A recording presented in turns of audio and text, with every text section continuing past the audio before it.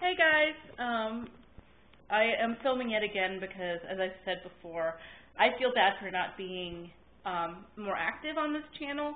Maggie's done a lot, and I have done too much. So the last video blog that I uploaded was a gaming vlog about Postal 2. This one is another gaming vlog, but this one's talking about Vampire the Masquerade Bloodlines, which is one of my favorite games also, and I'm just getting back into playing it properly. Another game that I used to have on my MacBook, another game that I had on another computer a long time ago, and since I don't have a working computer, my boyfriend has been kind enough to get certain games for me on his computer that I can play when I'm over there. But anywho, this game is a Troca game, I believe, based on the World of Darkness games, and the World of Darkness universe, which, you know, they are role-play tabletop games like Dungeons & Dragons, but they have done games like Geist and Vampire the Masquerade.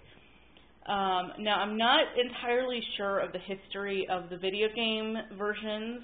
I don't remember if there was a Vampire the Masquerade before Bloodlines, but I know this one kind of appealed to me because I kind of like the idea of, you know, exploring the underworld that, you know, would come with becoming a vampire.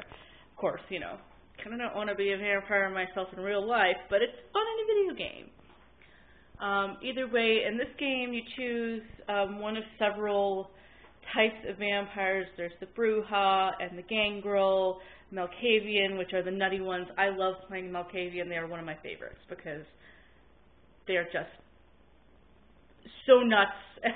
And I think the best part about the game and the updated games is that you can choose what you were when you were alive. Like when you were a living, breathing human, you can choose your past life, because sometimes what you had in your past life, like, it comes in your undead life, like certain traits of your personality, like being sadistic or just being generally bonkers.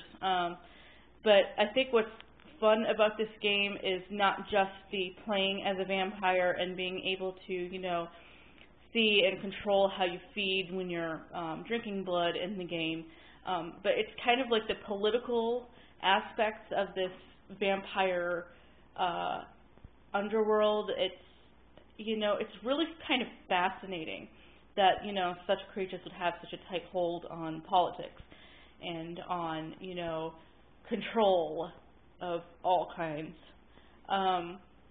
You know, because this game isn't just a mindless game. It has some sort of parallels with the living universe, like the living world and living politics, and you know, how politicians in the real world have certain, you know, sways that are detrimental or, you know, not detrimental to, you know, the people that they serve. But this game is just, there's so much depth and scope to it. Almost more depth and scope than there is to Postal 2. I mean, Postal 2, you can do a lot of stuff, but Vampire the Masquerade, you've got a lot of possibilities. Because, I mean, you're playing the same basic story, but the choices that you make affect the direction that the story will go. In Postal 2, it's pretty straightforward because you have, you know, errands to complete. You know, certain choices you make will affect how they're completed, but and how certain certain aspects of the story will be completed. But in Vampire the Masquerade, you know, okay, let's compare, for example, the I guess breeds of vampire. A Gangrel, for example, is wolf-like, beast-like. You know, they have a beast to control.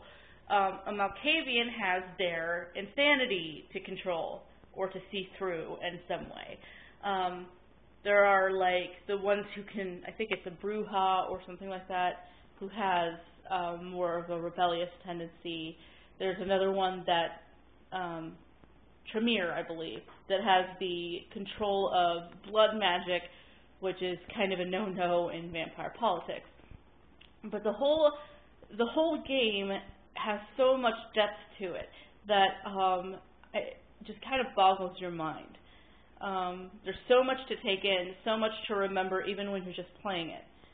And getting back into it now, I don't remember it being so very difficult to get back into as far as remembering what controls what on the keyboard.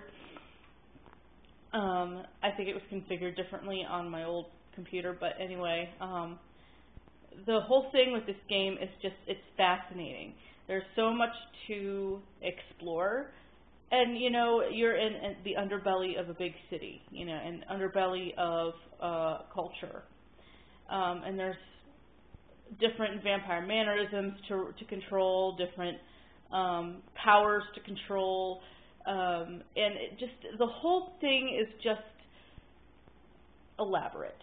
And I know I keep saying this whole thing, but the thing about this game is that I don't think they made another one after Bloodlines. I think that it has stayed to where it was. I have never found another game, video game anyway, and I keep hearing rumors of them reviving it, but I never see it actually happen.